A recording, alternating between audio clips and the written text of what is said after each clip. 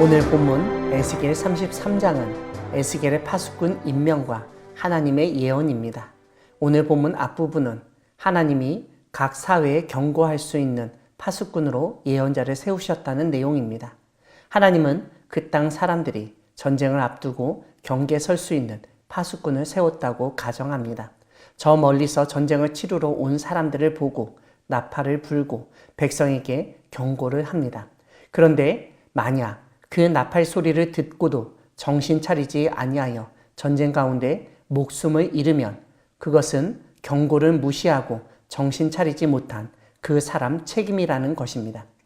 그와 달리 전쟁이 일어날 것을 알면서도 나팔을 불지 않아서 백성에게 경고하지 아니하여 사람들이 죽었다면 각 사람은 자기의 죄악으로 말미암아 제거된 것이지만 그 죄를 파수꾼의 손에서 찾으시겠다고 말씀하십니다. 이 예에 대한 설명이 7절부터 나옵니다. 하나님이 에스겔로 하여금 이스라엘 족속의 파수꾼으로 삼으셨다는 것입니다. 그러므로 에스겔은 하나님의 말씀을 듣고 하나님을 대신하여 이스라엘 사람들에게 경고해야 할 의무와 책임이 있습니다. 이 경고는 다른 것이 아닙니다.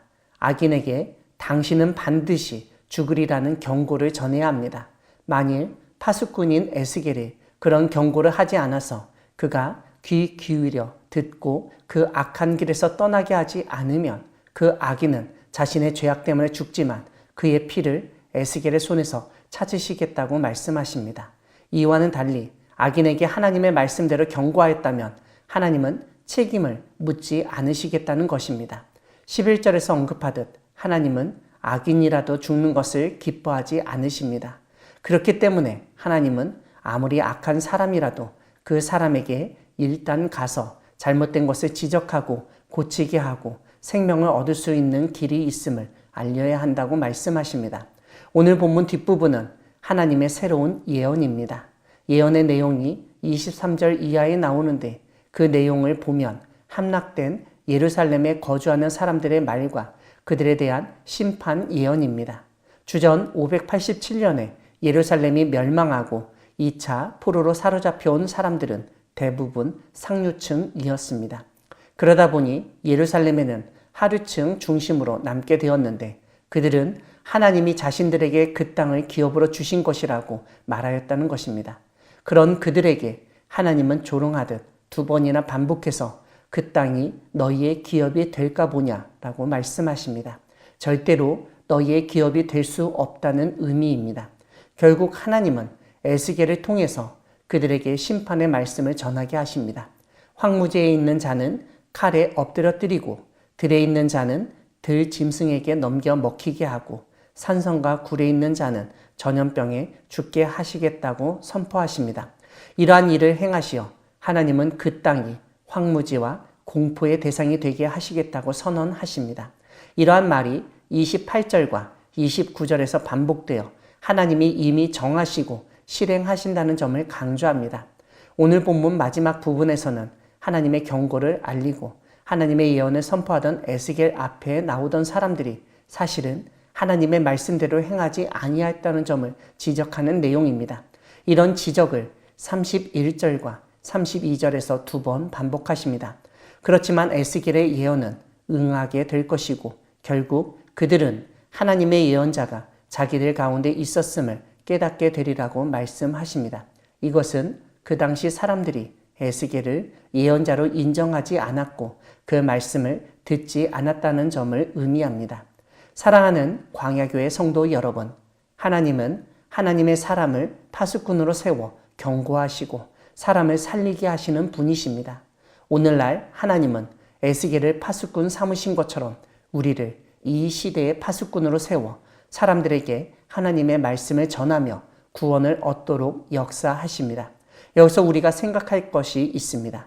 하나님은 파수꾼을 통해 경고는 하게 하지만 그 경고를 듣는 각 사람의 책임에 달려 있음을 분명히 하십니다.